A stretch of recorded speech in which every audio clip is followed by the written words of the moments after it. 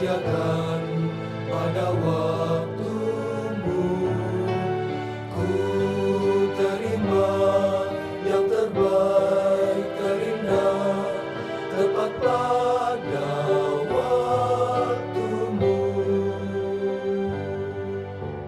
Kau yang tahu kebutuhanku, Kau sediakan pada waktumu.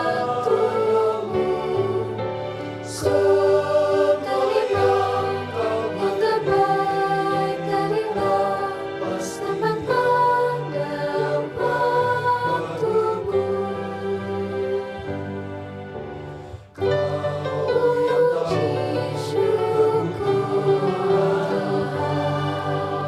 Kau sediakan pada waktumu. Terima yang terbaik, terindah, tepat pada waktumu. Kau yang tahu kebutuhanku, Kau sediakan pada waktumu. Ku terima yang terbaik, terindah, tepat pada waktumu. Semua yang kau Yang beri terbaik, terindah,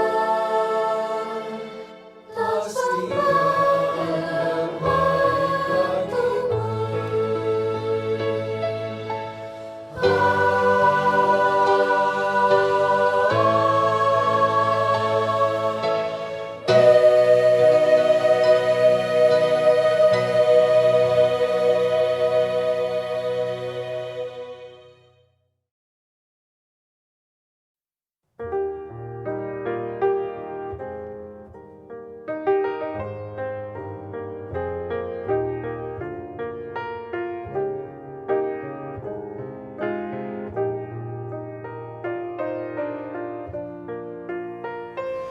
If ever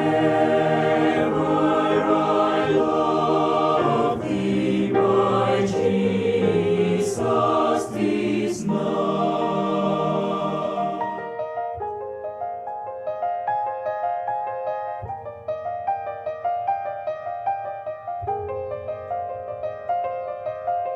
In this quiet place with you, I bow before your throne. I bear the deepest part of me to you and you alone. I keep no secrets, for there is no thought you have not known. I bring my best and all the rest to you and lay them down.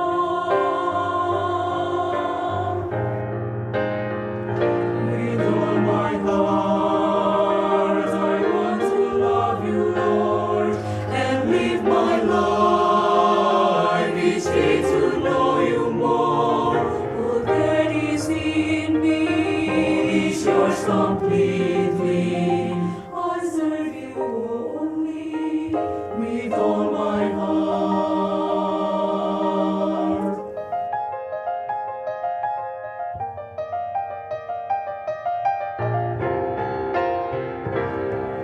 You faithfully supply my needs according to your plan. So help me, Lord, to seek your face before I seek your hand. And trust you know what's best for me when I don't understand. Then follow in obedience in every circumstance.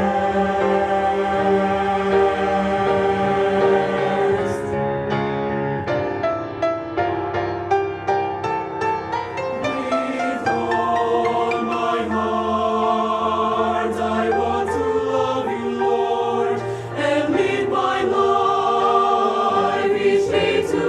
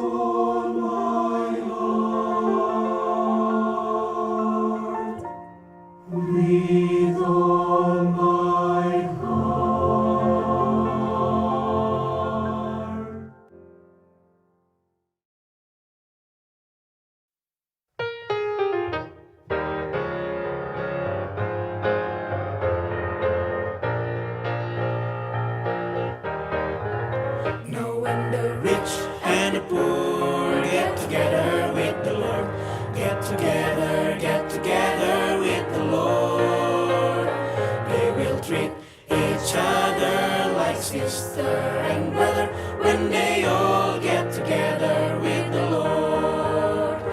When they all get together, when they all get together with the Lord. Well, they will treat Each other like sister and brother, when they all get together with the Lord. now when the tall and the small get together with the Lord.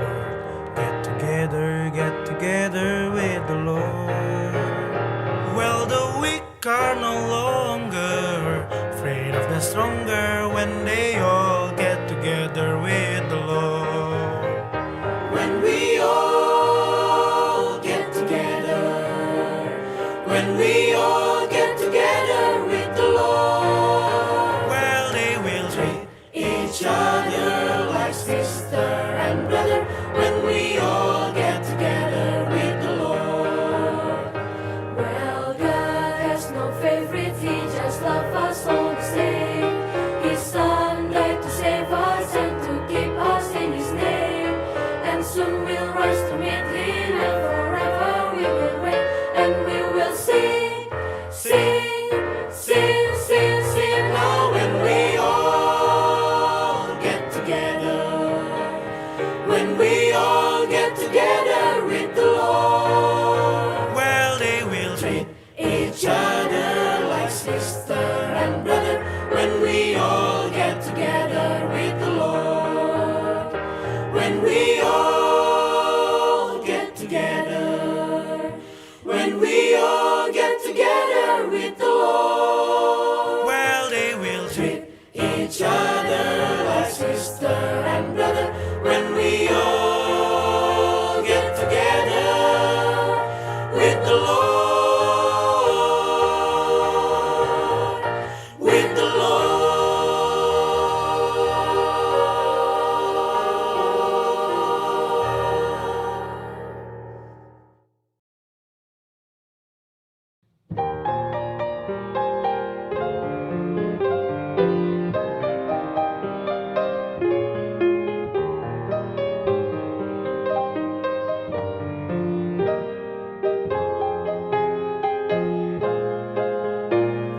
Dalam lindungan Tuhan ada damai sentosa.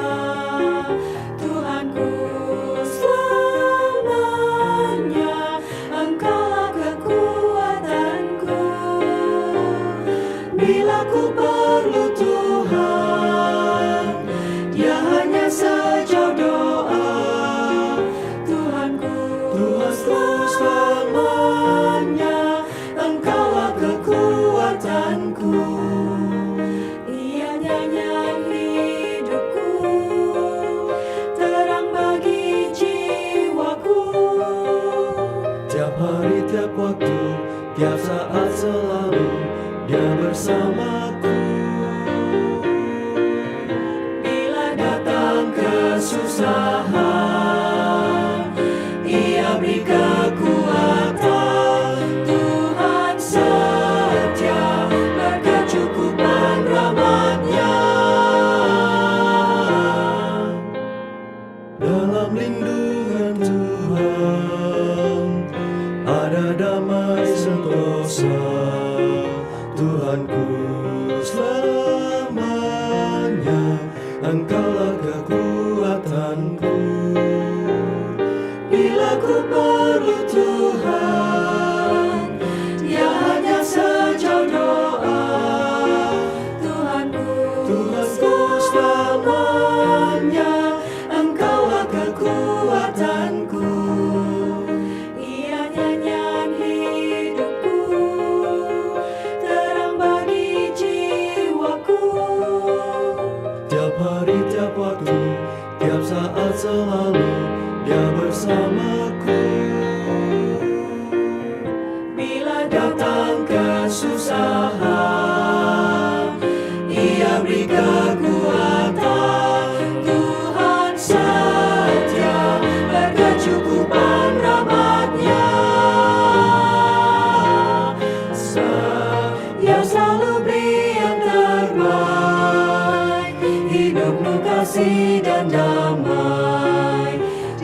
menjadi milikku, milikku selama-lamanya, Tuhanku.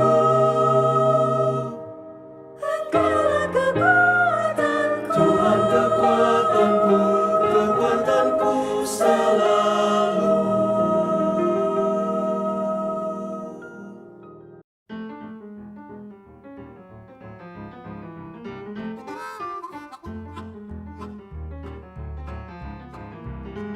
Selamat Sabat bagi kita semua. Berikut susunan acara ibadah tutup Sabat kita pada hari ini, Sabat 12 September 2020.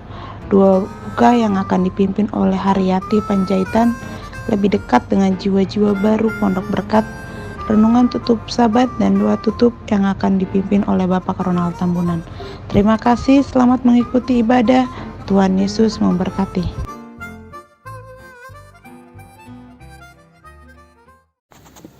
Mari kita bersatu di dalam doa.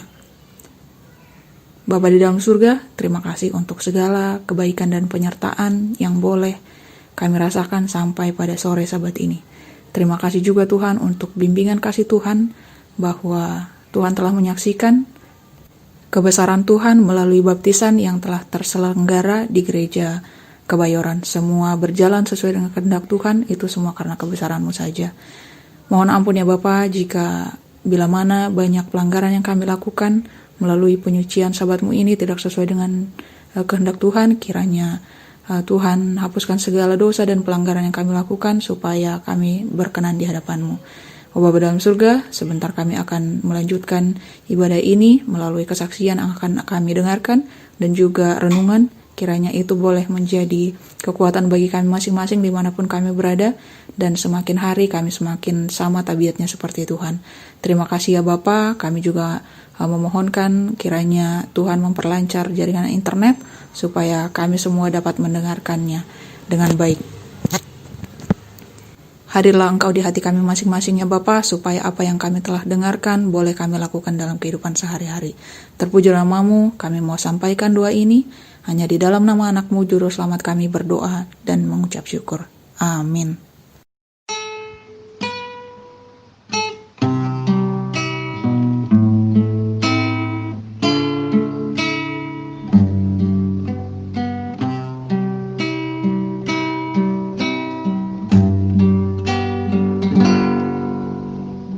Bapa,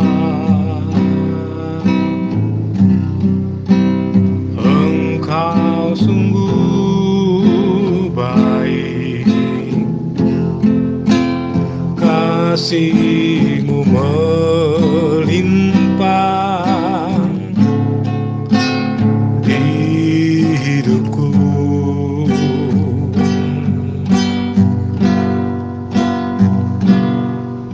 Bapa,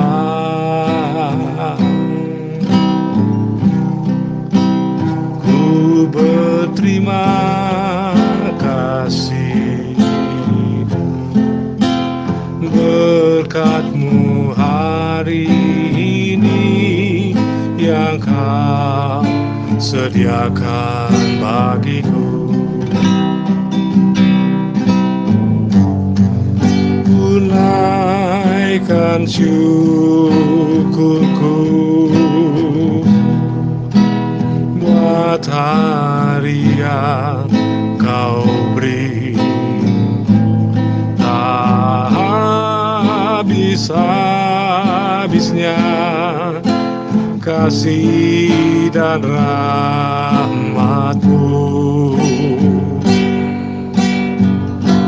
Selalu baru dan tak pernah terlambat pertolongan-Mu, besar setia-Mu di sepanjang hidupku.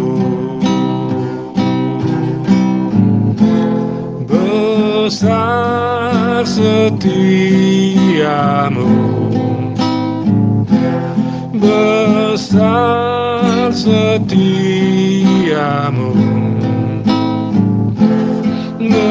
besar setiamu,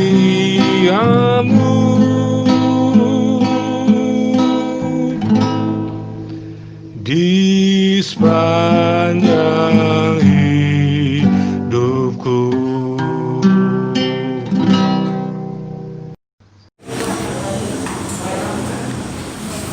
Selamat sahabat semua.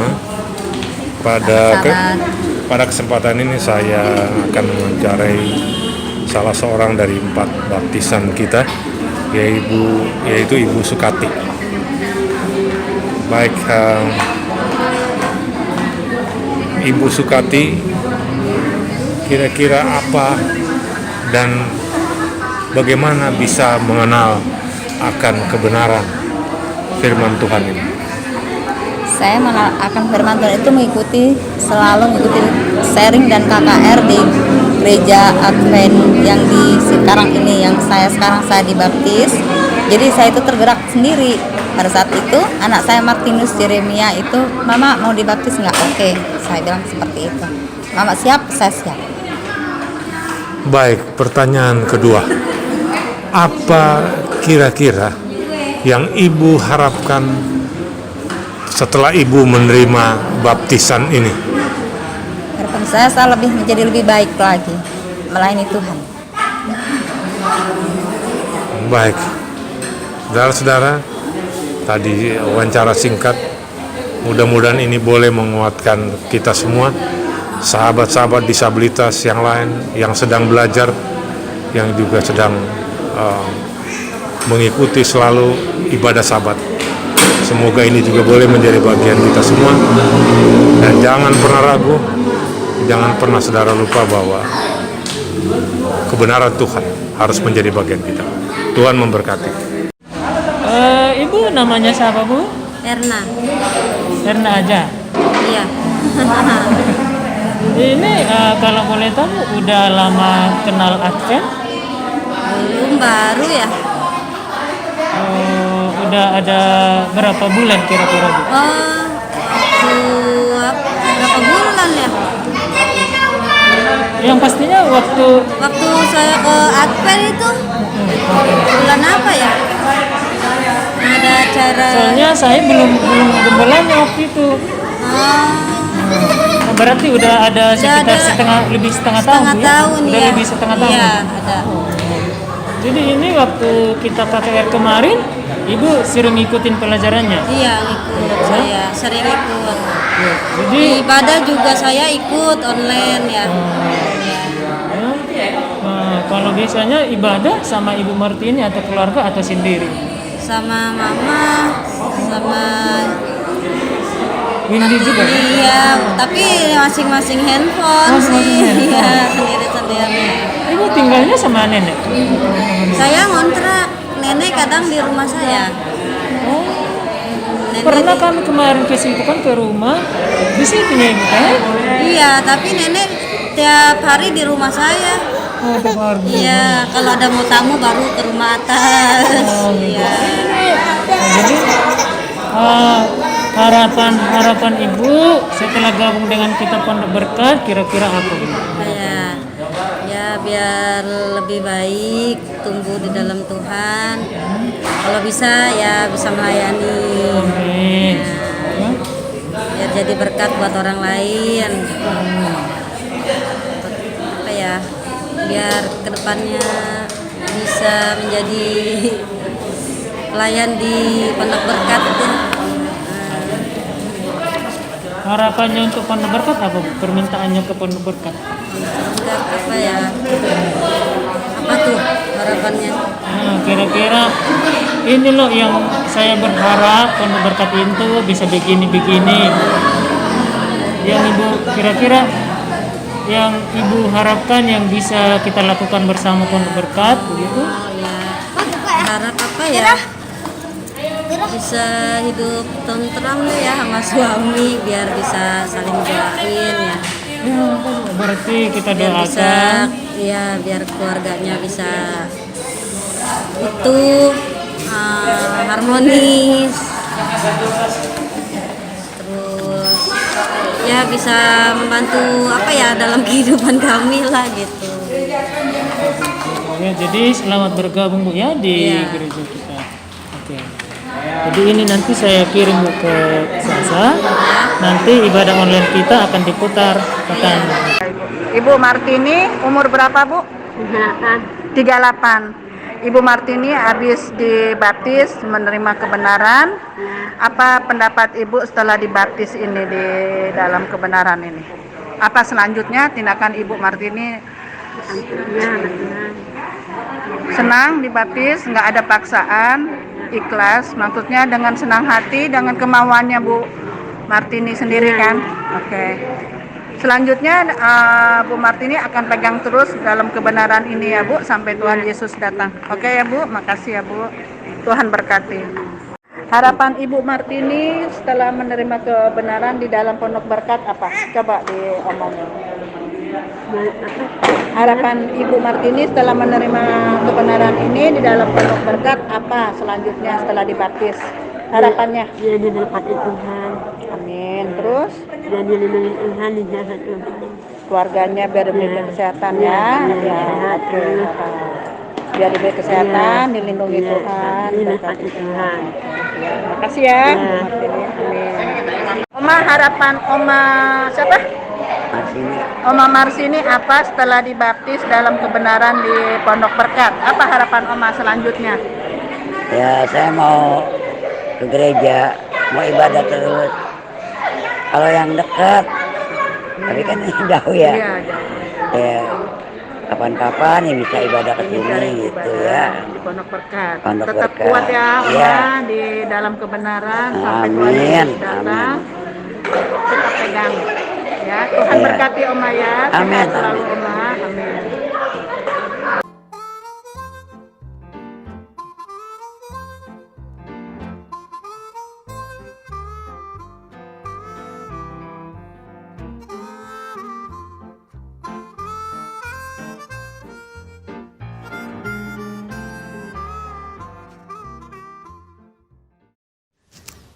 Baik, kita terima kasih kepada Tuhan tentunya. Kita boleh berjumpa pada ibadah sore hari ini. Kita juga berterima kasih atas 4 jiwa yang menyerahkan diri untuk dibaptiskan, yaitu Ibu Marsini, Ibu Martini, Ibu Sukati Manalu, dan Ibu Erna. Jadi kita puji nama Tuhan, kita tahu bagaimana Roh Kudus bekerja.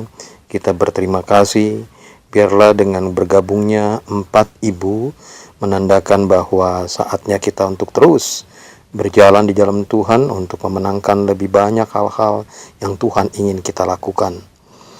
Baik dari kamar isolasi mandiri saat dimana saya merekam, membagikan suara ini, saya ingin kita sekilas untuk boleh mempelajari yang kita tidak dapatkan tadi, yaitu pelajaran sekolah sahabat. Pelajaran sekolah sahabat kita secara ringkas diambil dari 1 Yohanes 5 ayat 13. Semuanya itu kutuliskan kepada kamu supaya kamu yang percaya kepada nama Anak Allah tahu bahwa kamu memiliki hidup yang kekal. Judul besarnya adalah membagikan kisah tentang Yesus. Jadi, bila mana kita mempelajari pelajaran sekolah sahabat pada saat ini, ada banyak terjemahan Alkitab atau Injil dan penjabaran doktrin yang luar biasa. Tetapi sebenarnya terjemahan terbaik dan doktrin terbaik yang ditunjukkan adalah kehidupan umat Tuhan untuk meneladani Yesus. Yang pertama, Yesus harus menjadi dasar kesaksian kita. Itu pertama. Yesus harus jadi dasar kesaksian kita. Semua orang pernah mati. Bahkan mungkin masih mati di dalam manusia lama yang penuh keinginan daging dan dosa. Itu di Efesus 4 ayat 1 sampai 3. Kemudian kita mari lihat Efesus 4-nya, ayat 4 sampai 7 dikatakan melalui Yesus kita dihidupkan kembali dalam arti hidup baru, bahkan mendapatkan jaminan kehidupan kekal bersama Dia di surga. Itulah terjadi dengan teman-teman kita, 4 orang ibu yang tadi dibaptiskan. Yang berikutnya adalah Efesus 4 ayat 8 dan 9. Keselamatan adalah 100% anugerah dan pemberian Tuhan. Tidak ada andil saya, andil saudara, andil manusia di dalamnya. Bagian kita hanya menerimanya dengan iman. Dan cerita yang hanya berisi kisah pribadi. Dengar baik-baik ini. Cerita yang hanya berisi kisah pribadi bisa menjadi kesombongan rohani. Tetapi kesaksian tentang kisah Yesus dalam kehidupan kita akan menjadi terjemahan Injil yang berkuasa. Mengerti maksudnya? Bahwa seringkali kita mengutarakan kesaksian pribadi kita, padahal itu untuk kesombongan. Yang perlu kita saksikan adalah kisah Yesus di dalam kehidupan kita. Yang kedua, kuasa yang mengubahkan dari kesaksian pribadi. Saudara tahu Markus 3 ayat 17 dikatakan di sana ada anak-anak guru, yaitu Yohanes, betul, Yakobus, Zebedeus. Jadi anak-anak guru itu adalah Yohanes dan Yakobus yang merupakan anak dari Zebedeus. Jadi 2 orang itu disebut anak guru, Yohanes dan Yakobus. Mereka diubahkan menjadi pribadi yang penuh kasih dan bertanggung jawab oleh karena bergaul pribadi dengan Yesus yang penuh kasih. 1 Yohanes 1 ayat 1 sampai 4 dikatakan pengalaman pribadi dengan Yesus yang mengubahkan itulah yang menjadi kesaksian Yohanes dalam hidup dan tulisannya. Yohanes tidak menonjolkan masa lalunya yang kelam sebagai anak guru, tetapi bagaimana Bapa telah menjadikan dia sebagai anak melalui jasa dari Yesus. Itu 1 Yohanes 3 ayat 1.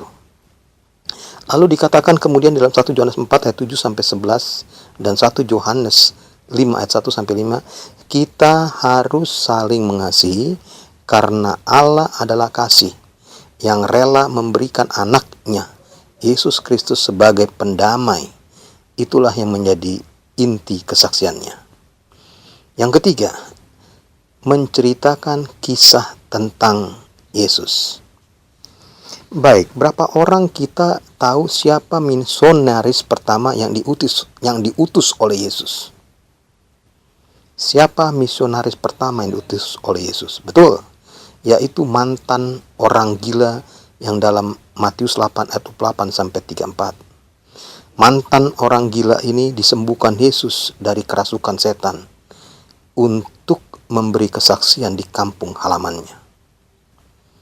Baik, di dalam Markus 5 ayat 20 dikatakan kesaksian yang benar adalah seperti yang dilakukan mantan orang gila itu, yaitu memberitakan segala yang diperbuat Yesus padanya. Kesaksian yang berkuasa adalah tentang apa yang kita ketahui, apa yang kita baca, apa yang kita lihat, apa yang kita dengar dan alami tentang kuasa Yesus yang telah mengubah hidup kita. Yang keempat, bersaksi dengan jaminan. Kesaksian akan berkuasa ketika dibawa oleh orang yang yakin telah diselamatkan Tuhan sebagai sumber keselamatan. Jadi kalau saudara memberi kesaksian saudara tidak akan berkuasa karena saudara sendiri tidak yakin saudara selamat.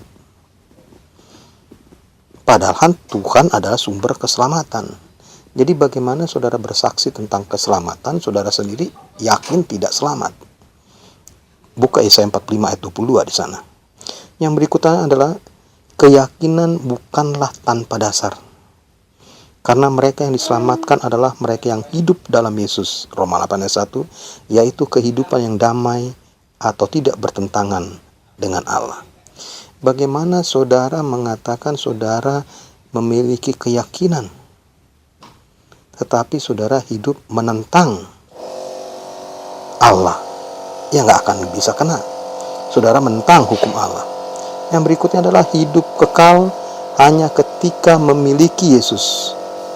Itu 1 Yohanes 5 ayat 12. Mereka adalah orang yang bertobat, Ibrani 3 ayat 6, yang menang dalam pertandingan iman di dunia ini. Wahyu 3 ayat 5. Sekarang bagian yang kelima, sesuatu yang layak untuk disaksikan, yaitu pertama, perubahan hidup seperti Paulus alami, yaitu Yesus telah hidup dalam kita dan nyata dalam hidup sehari-hari akan menjadi kesaksian terbaik. Jadi kesaksian yang terbaik itu adalah bagaimana Yesus hidup dalam kita dan nyata dalam hidup sehari-hari, dan itulah yang benar. Jadi kita bilang kita hidup dalam Yesus, tapi kenyataannya hidup kita sehari-hari tidak seperti Yesus. Kata-katanya kasar, otaknya menghendaki pikiran yang tidak-tidak, targetnya menghancurkan orang, kalau bisa bikin perpecahan, kalau bisa menarik orang supaya jadi pengikut. Oh, luar biasa. Yang berikutnya adalah bagaimana kita menyangkal diri dan menurut Yesus, menyalibkan manusia lama dan jadi baru dalam Yesus akan menjadi kesaksian yang berkuasa. Jadi kita harus sangkal diri kita, turut Yesus, salibkan manusia lama, harus jadi manusia baru, bukan dibalik, bangga menjadi manusia baru dengan alasan bangga menjadi manusia lama, bangga menjadi manusia lama dengan alasan kan masih manusia. Kita tidak sanggup meninggalkan manusia lama yang penuh dosa, tetapi dengan menerima Yesus sebagai juru selamat kita, kita diberi kuasa untuk hidup sebagai anak-anaknya. Nah, itu baik-baik Yohanes 1 ayat 12. Kita tidak sanggup meninggalkan manusia lama yang penuh dosa, tetapi ketika kita menerima Yesus sebagai juru selamat, kita diberi kuasa untuk hidup sebagai anaknya. Jadi apa yang inti pelajaran sekolah sahabat kita pada saat ini? Kalau kita pelajari tadi pada pagi hari, Yesus datang dengan satu tujuan, memberi hidup berkelimpahan dalam kehidupan kekal. Yesus juga yang membenarkan dan menguduskan dan menebus kita, 1 Korintus 1 ayat 30. Maka kita sebagai pengikutnya juga harus memiliki tujuan yang sama, mengabarkan keselamatan pada semua orang.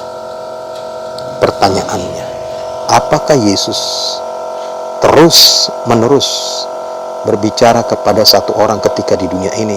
Dia tidak pergi kemana-mana, tidak dia tinggalkan. Dia sampaikan perkataan. Jadi saudara mau dengar atau tidak ditinggalkan oleh Yesus. Saudara mau dengar atau tidak tinggalkan.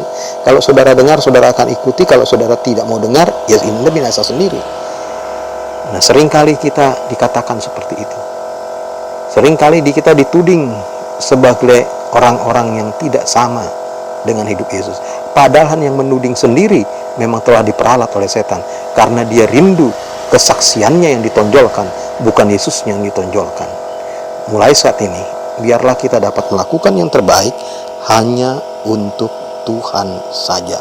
Itulah rangkuman pelajaran sekolah sahabat kita pada hari Sabat ini, supaya kita jangan tertinggal berkat dari pelajaran sekolah sahabat. Kita akan lanjutkan dengan renungan tutup sahabat. Kita boleh tunduk kepala untuk kita berdoa. Bapa yang bersemayam dalam kerajaan surga, bila mana kami memasuki renungan tutup sahabat pada saat ini, biarlah kuasa pertolongan Tuhan menjadi bahagian kami, dan firman yang kami pelajari dapat menghidupkan kehidupan kami untuk lebih dekat lagi datang kepada Tuhan, bahkan lebih setia kepada Tuhan. Terima kasih untuk janji pemeliharaan, janji berkat Tuhan. Kami layangkan doa ini di dalam nama Yesus Kristus, Tuhan dan Juru Selamat kami. Baik, mari kita sama-sama mengalihkan pikiran kita untuk renungan tutup sahabat pada saat ini. Yang kita ambil judulnya adalah jalannya penyucian itu. Apa maksudnya jalannya penyucian itu? Jadi di dalam kehidupan bila mana kita sudah mendengar tentang firman Tuhan, kita sudah menerima baptisan yang kudus, maka kita masuk kepada periode penyucian. Bahwa kita boleh jadi jatuh, tapi kita harus bangkit untuk menerima pertolongan daripada Tuhan. Roma 8 ayat 35 dan 37 mengatakan, tetapi dalam semuanya itu kita lebih daripada orang-orang yang menang, oleh Dia yang telah mengasihi kita. Jadi, Setiap ujian harus kita hadapi sebagai umat Allah. Peringatan akan ujian terakhir yang akan datang sebelum penutupan masa pencobaan. Kita sudah pernah mempelajari pada waktu-waktu yang lalu tentang nubuatan. Kita mempelajari bagaimana sepanjang zaman umat Tuhan menghadapi tantangan. Pada saat ini pun seperti itu. Selama masa di mana keadaan yang genting akan menimpa kita, maka disitulah kualitas iman kita akan diuji. Orang-orang yang lagi tinggal, yang akan hidup pada sebelum Yesus datang, harus mempertunjukkan iman yang luar biasa, karena tantangan mereka adalah tantangan yang luar biasa. Kadar keberanian, kesetiaan, dan kesucian hati memerlukan waktu untuk berkembang. Pelajaran kita pada renungan tutup Sabat saat ini akan memiliki 5 ujian. 5 ujian yang akan kita bagi pada saat ini. Baik, yang pertama, ujian berdiri sendiri. Ujian berdiri sendirian ini barangkali tidak ada ujian yang lebih sukar dihadapi orang-orang muda selain daripada tekanan kawan sebaya. Setan tahu hal ini dan berusaha menuntun orang muda masuk ke dalam posisi di mana mereka harus berdiri sendirian atau menyangkali Kristus. Allah mengizinkan hal ini terjadi bukan untuk membinasakan, melainkan untuk menguatkan kita menghadapi masa ketika tanda binatang itu didesakkan kepada kita. Sangat menolong menghafalkan perintah Allah yang dapat kita masing-masing ulangi dan janji-janji yang dapat kita tuntut bila mana kita berada di bawah tekanan. Apa saja yang akan dilakukan menurut perintah Tuhan boleh diselesaikan menurut kekuatan Tuhan. Segala tawaran Tuhan memberi kemungkinan. Jadi setiap perintah Allah dapat dituntut sebagai suatu janji. Di sini terdapat 2 perintah dan 2 janji yang mulai dengan pertama, Keluaran 23 ayat 2. Janganlah engkau mengikuti kebanyakan orang melakukan kejahatan. Yang kedua, Amsal 1 ayat 10. Hai anakku, jikalau orang berdosa hendak membujuk engkau, janganlah engkau menurut. Jadi jelas ya, kalau ada orang membujuk untuk engkau jatuh ke dalam dosa, jangan mau, jangan terbujuk. Baik, Yesaya 41 ayat 10 melihat dari sisi yang lain, dikatakan jangan takut sebab aku menyertai engkau. Jangan bimbang sebab aku ini Allahmu. Aku akan menegakkan bahkan akan menolong engkau. Aku akan memegang engkau dengan tangan kananku yang membawa kemenangan. Lalu Wahyu 2 ayat 10 bilang, hendaklah engkau setia sampai mati, dan aku akan mengaruniakan kepadamu mahkota kehidupan. Buatlah menjadi kebiasaan menuntut janji-janji semacam ini. Bila mana muncul keadaan di mana engkau harus berdiri, di mana kita harus berdiri sendirian, kemudian belajarlah sekarang percaya, maka kita akan sedia menghadapi masa bagaimana dilukiskan dalam kata-kata seperti ini. Untuk berdiri dalam membela kebenaran dan keadilan tatkala sebagian besar orang sudah meninggalkan kita, berperang melawan Tuhan pada saat hanya sedikit jadi juara. Inilah yang menjadi ujian kita. Pada saat ini kita mau dapat kehangatan dari kedinginan orang lain, keberanian dari kekecutan mereka, dan kesetiaan dari pengkhianatan mereka. Dengan kata lain, kita harus siap setia sampai akhir. Itu yang pertama, ujian berdiri sendirian. Yang kedua adalah ujian gangguan dan kesulitan sehari-hari. Apa itu? Bahwa pekabaran malaikat ketiga yang sering sekali kita ulang-ulangi menuntut perhatian orang-orang saleh sebagai satu umat yang memiliki pekabaran. Kita tahu itu Wahyu 14 ayat 10. Bagaimana kita menilai diri kita akan mutu semacam itu. Jika kita memberi nilai kepada diri kita, angka berapa yang kita tulis apakah kita kalah dengan kehidupan sehari-hari? Bagaimanakah kesabaran kita berkembang? Dalam cara yang sama, sebagaimana kebajikan Kristus melalui kewaspadaan, melalui doa, dan melalui kuasa tinggal dalam Kristus, hanya itu yang membuat kita dapat berkembang dalam kesabaran. Hidup yang sehat membuat jauh lebih mudah menjadi sabar. Bila mana kita bekerja terlalu keras, maka akan lebih mudah gangguan datang kepada kita. Udara bersih, gerak badan, istirahat teratur, makanan bergizi, percaya kepada kuasa ilahi. Inilah hal-hal yang menolong kita menjadi sabar, mengasihi, dan orang Kristen yang menyenangkan. Berterima kasihlah kepada Allah atas gangguan dan kesulitan.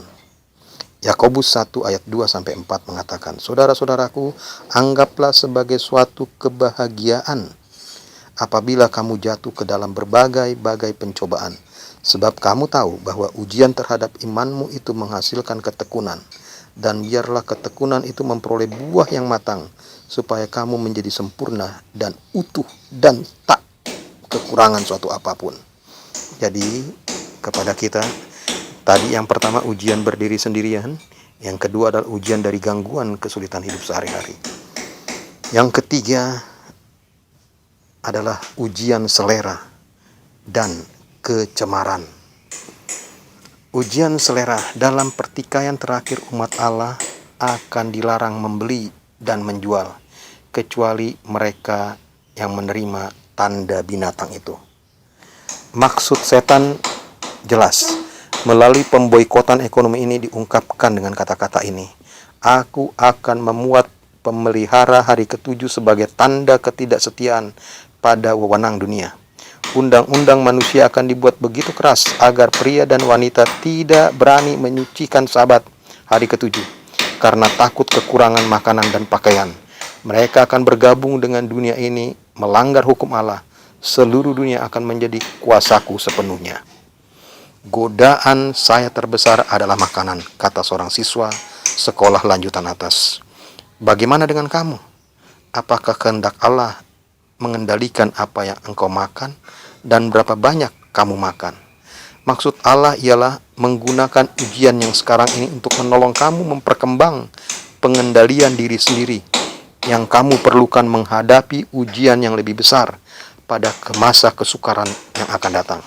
Sebagai contoh, bahwa salah satu masalah adalah makan terlalu banyak atau jajan di antara waktu makan. Jikalau sekarang kamu menang menghadapi ujian semacam itu, maka kamu dapat memperkembangkan kekuatan untuk menghadapi ujian yang lebih berat di masa depan. Melalui doa, melalui firman Allah, dan melalui memandang kepada Kristus, sekarang kamu dapat menang. Tuntutlah seolah-olah janji ini menjadi milikmu. Filipi 4 ayat 13. Segala perkara dapat kutanggung di dalam Dia yang memberi kekuatan kepadaku. Kita masuk kepada ujian selera dan ujian kecemaran. Apa itu ujian kecemaran? Wahyu 14 ayat 1-5 menunjukkan ada rombongan 144.000 orang sebagai satu umat yang hidupnya bersih.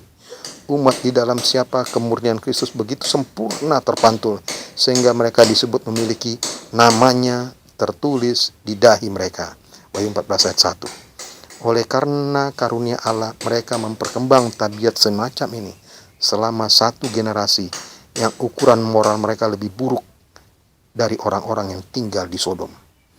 Bilangan 12 menceritakan mengenai satu pengalaman umat Allah di batas tanah perjanjian. Setan mendapatkan 24.000 orang, termasuk diantaranya banyak orang-orang terkemuka dalam Israel, melakukan dosa terhadap wanita-wanita Moab. Bagaimanakah melakukan hal itu? Tatkala orang Israel berkemah dekat sungai Yordan, perlahan-lahan mereka jadi cemar. Di mana-mana terdapat tempat-tempat penyembahan berhala dan persinahan, sedangkan nama-nama tempat itu sendiri menggambarkan kejahatan penduduknya. Orang-orang mulai akrab dengan pemikiran-pemikiran jahat. Bila mana ujian tiba, ribuan orang pun jatuhlah. Apa yang terjadi dengan kita sekarang? Bukankah sekarang dusta yang ditulis di dalam 10 perintah jangan berdusta diganti jangan hoax, jangan berzina diganti dengan selingkuh. Jadi kalimat-kalimat yang sekarang merangsang orang untuk lakukan pelanggaran karena kalimatnya sangat mudah sekali. Mengambil, mengingini barang orang lain, hukum ke-10, segala macam. Sekarang dikatakan dengan korupsi. Singkat. Jadi orang merasa tidak. Padahal ingin milik gue ya, lu mau korupsi. Jadi dibuat sedemikian rupa. Apabila kita mendekati kesudahan zaman, apabila umat Allah berdiri di perbatasan Kanaan surgawi, setan akan seperti pada zaman dulu melipat gandakan usahanya untuk menghalangi mereka memasuki tanah yang baik itu. Pertama, hati harus dibarui oleh anugerah ilahi. Kalau tidak, maka sia-sialah usaha untuk menyucikan hidup. Ia yang mencoba untuk membangun satu tabiat yang agung dan baik tanpa anugerah Kristus adalah sedang membangun rumah di atas pasir. Ingat doa Daud Mazmur 51 ayat 12. Jadikanlah dalam aku suatu hati yang suci, ya Allah, baharuilah dalam aku suatu peri yang teguh. Yang kedua, kita masih mempunyai suatu pekerjaan untuk melawan pencobaan. Mereka yang tidak mau menjadi mangsa alat-alat iblis harus menjaga dengan baik akan segala jalan menuju kepada jiwa. Mereka harus menjauhkan diri dari membaca, melihat, atau mendengar hal yang akan membangkitkan pikiran yang kotor. Pikiran jangan dibiarkan melayang-layang semaunya kepada perkara-perkara yang dihadapkan oleh musuh kita. Ini memerlukan doa yang tekun dan kewaspadaan yang terus-menerus. Tapi yang sedang terjadi prakteknya, saudara, kita lancar ngomong kotor. Bahkan kita tertawa kalau bisa ngomong kotor. Bahkan kita ikut di dalamnya, terlibat omong-omong kotor. Sorga menjamin kita bahwa melalui Kristus kita dapat menang. Sementara kita mengerjakan pekerjaan kita setiap hari, maka haruslah kita menyangkal jiwa kita ke surga di dalam doa. Segala doa yang dilayangkan dengan sembunyi-sembunyi naik ke hadapan tahta kemurahan Allah sebagai asap dupa, sehingga musuh jadi bingung. Orang Kristen yang hatinya tetap pada Allah tidak akan bisa dikalahkan. Ingat itu, orang Kristen yang hatinya tetap pada Allah tidak akan bisa dikalahkan. Kalau di dalam bahasa kita sekarang di demo-demo, mahasiswa dan rakyat bersatu tidak bisa dikalahkan. Itu digaungkan pada waktu demonstrasi. Yang keempat, ujian pakaian. Ini ujian yang sulit. Sulit karena pakaian adalah sangat diperlukan. Dan salah satu untuk mana kita dapat berterima kasih kepada Allah. Berpakaian sangat dilalaikan oleh sebagian orang dan orang lain mencelanya. Sebab terdapat satu palang menempel padanya. Apa yang kita lihat sekarang ini adalah orang menggunakan pakaian sesukanya. Kehendak Allah atas pokok penting ini dengan jelas diungkapkan. Wanita-wanita janganlah mengenakan pakaian pria. Dan pria harus menjauhkan mode pakaian wanita. Ulangan 22 ayat 5, 1 Korintus 11 ayat 14. Yang terjadi sekarang udah tukeran. Bahkan pakaian dalam pun bisa tukeran. Udah salah semua, udah gak sesuai dengan Alkitab. Kita harus berpakaian sederhana dan menyehatkan, dan merupakan satu cara memuliakan Allah. Pakaian kita harus sederhana, menarik, dan menyehatkan. 1 Timotius 2 ayat 9 dan 10. Kesaksian pekabaran pertama kepada orang Advent yang suam-suam kuku tahun 1850, tatkala orang-orang percaya mulai memahami bahwa pekabaran Laodikia cocok, menyebutkan pakaian sampai beberapa kali. Pokok pikiran utama pekabaran ini dapat disimpulkan oleh ungkapan yang terdapat seperti ini. Kepada saya ditunjukkan bahwa umat Allah janganlah sekali-kali meniru mode dunia ini. Ada orang yang sudah berbuat itu dan cepat kehilangan tabiat yang kudus, yang lain daripada orang lain, yang seharusnya membedakan mereka sebagai umat Allah. Penduduk dunia semakin bejat, dan garis perbedaan di antara mereka dan Israel milik Allah harus lebih jelas. sehingga laknat yang seharusnya jatuh atas penduduk dunia ini akan jatuh pada orang-orang yang mengaku umat Allah. Yang kelima atau yang terakhir, ujian penyucian hari Sabat. Jadi saudara bisa lihat ujian berdiri sendirian, yang pertama, ujian dari gangguan dan kesulitan sehari-hari, kedua, ujian selera dan kecemaran yang ketiga, yang keempat ujian pakaian, dan yang kelima ujian penyucian hari Sabat. Dalam pertikaian terakhir, hari Sabat akan menjadi ujian kesetiaan terbesar. Sikap kita terhadap hari Sabat sebagian besar akan menentukan apa yang akan kita buat bila mana tanda binatang itu didesak kepada kita. Jika kita tidak dapat menunjukkan kesetiaan kepada Allah sekarang ini, bila mana masih baik memelihara hari Sabat, apakah yang akan kita lakukan bila mana datang tekanan untuk bersikap acuh tak acuh atau akan dibunuh? Yeremia bertanya, jika engkau telah berlari dengan orang berjalan kaki dan engkau telah dilelahkan, bagaimanakah engkau hendak berpacu melawan kuda? Dan jika di negeri yang damai engkau tidak merasa tentram, apakah yang akan engkau perbuat di hutan belukar sungai Yordan? Yeremia 12 ayat 5. Saudaraku, ujian hari Sabat adalah ujian penurutan, merupakan ujian sekarang ini, dan pertikaian terakhir akan menjadi ujian besar kesetiaan. Hal ini lebih lagi daripada satu ujian. Yesaya menyebutnya hari kenikmatan, Yesaya 58 ayat 13. Dan banyak dari umat Allah telah menyucikan dengan teliti. Mereka senang dengan peristiwa yang akan membuat mereka lebih dekat kepada Tuhan. Saudara-saudaraku, 5 ujian ada di hadapan kita. Kita harus menang. Kita harus bisa mengalahkannya. Dari kamar isolasi ini, saya tahu bahwa situasi pandemi ini akan terus berlanjut. Itu makanya saya bersyukur kepada Tuhan. Biarlah ini terus ya Tuhan, tapi Engkau beri kami kekuatan dan kesehatan.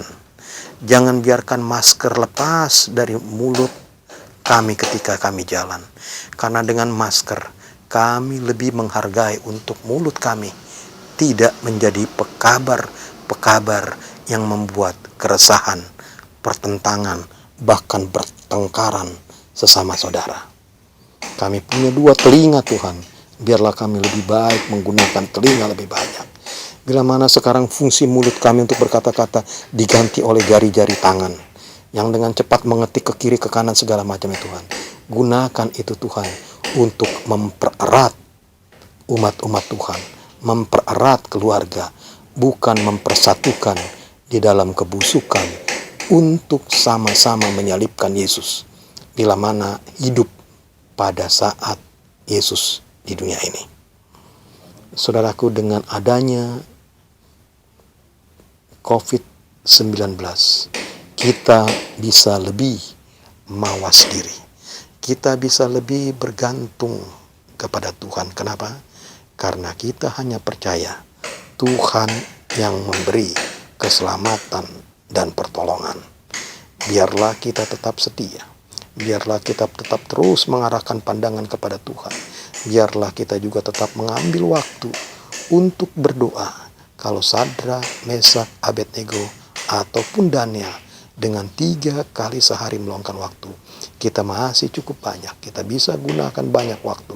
Doakan orang lain. Doakan umat-umat Tuhan. Doakan pekabaran ini. Kiranya Tuhan menyertai, memberkati, menolong kita untuk hidup suci, hidup kudus di hadapannya. Dengan harapan ketika Dia datang, Dialah yang mengucapkan, "Sabaslah hamba yang setiawan, masuklah ke dalam pesta Tuhanmu." Semoga kita dapat merenungkan dengan baik dan memenangkan 5 ujian yang kita hadapi setiap hari.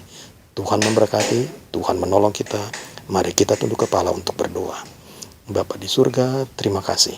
Terima kasih Engkau telah berikan kesempatan kepada kami untuk menutup hari Sabat Tuhan, untuk mendengar bagaimana kami akan menghadapi 5 ujian yang tiap hari kami harus lalui. Kami mau menang, tentunya dengan pertolongan daripada kami mau keluar sebagai pemenang dengan kuasa Roh Kudus-Mu. Urapi kami, tolong masing-masing kami, semua yang tergabung di dalam Pondok Berkat, untuk melihat Yesus, hanya Yesus, sebagai Juru Selamat, sebagai penolong. Terima kasih ya Bapa, kami layangkan doa ini di dalam nama anak-Mu Yesus Kristus, Tuhan dan Juru Selamat kami. Amin. Ibadah kita sore ini telah selesai. Kami mohon maaf apabila banyak kekurangan. Kami ucapkan selamat minggu bekerja, selamat minggu belajar, selamat minggu bermain di rumah aja. Sampai jumpa di ibadah online Sabat depan. Tuhan Yesus memberkati.